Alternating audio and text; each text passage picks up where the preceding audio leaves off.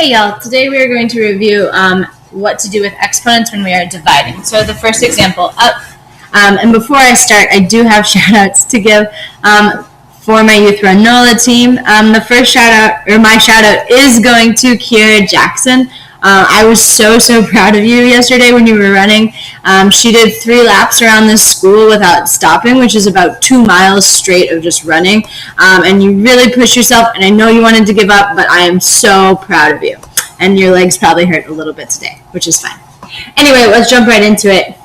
I have 2 to the 8th over 2 to the 3rd. And I said we were doing division. And I know that this is division because fractions, this fraction bar, tells us to divide. So this is 2 to the 8th divided by 2 to the 3rd. And I know that when I am dividing my exponents, I can subtract. So I'll do 8 minus 3, which is 8 minus 3, which is 5. So this is 2 to the 5th power. And the reason I can subtract them is because the base is the same. Let's do one more. A couple more, actually. This is 4 to the 4th power over 4 to the 10th power. Again, I am dividing exponents, and I can see that because this is a fraction. The bases are the same, which means that I can subtract my exponents. So I'm going to go ahead and write this one out. 4 minus 10. Well, this gets a little tricky.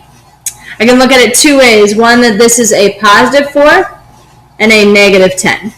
Are there more good guys or bad guys? There are more bad guys, so my answer will have to be negative.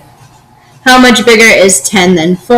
Well, it's 6, so this is negative 6.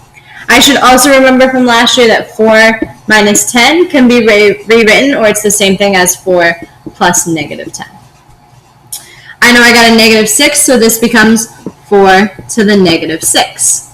Now, this is not the most simplified it could be, because I have a negative exponent. And if I'm trying to simplify it or put it in most simplified terms, I can't have any negative exponents. This negative exponent does tell me that this is going to become a fraction. My numerator will be 1. My base is 4, and it's raised to the 6th power. These 2 expressions right here are equivalent. I want to do 2 more examples with you. Let's do 3 to the 3rd power over 3 to the negative 5th power. You may see problems like this. Even though we have a negative, we said that that's not the most simplified way to write it, we still might see problems like this. I'm still dividing, and my bases are the same, so I know that I can subtract my exponents. Again, I'm going to rewrite this out. I know it's 3 minus, and here's where it gets tricky. It's 3 minus negative 5. So I have to make sure I have 3 minus negative 5. Well, this should look familiar from last year. 2 negatives in a row, I know, become a plus or a positive. So this is the same as 3 plus 5. Well, 3 plus 5 equals 8. So this simplifies to 3 to the 8th power. Last one I would like to do. This last one has negative exponents in both the numerator. Let's do this. Negative. This has both negative exponents in the numerator and denominator. This is 6 to the negative 9th divided by 6 to the negative 5th. I am dividing because this is a fraction, and my bases are the same, so I know that I can subtract my exponents. Again, I'm just going to rewrite this out. Negative 9, and I know I need to subtract, and I'm subtracting negative 5. So I rewrote this as negative 9 minus negative 5. Well, this is just one negative, but I see 2 negatives in a row right here. So I know that this is going to become a plus. So if I rewrite this, I'm just going to make this a little smaller. If I rewrite this, this is negative 9 plus 5. Now I can do, are there more good guys or bad guys?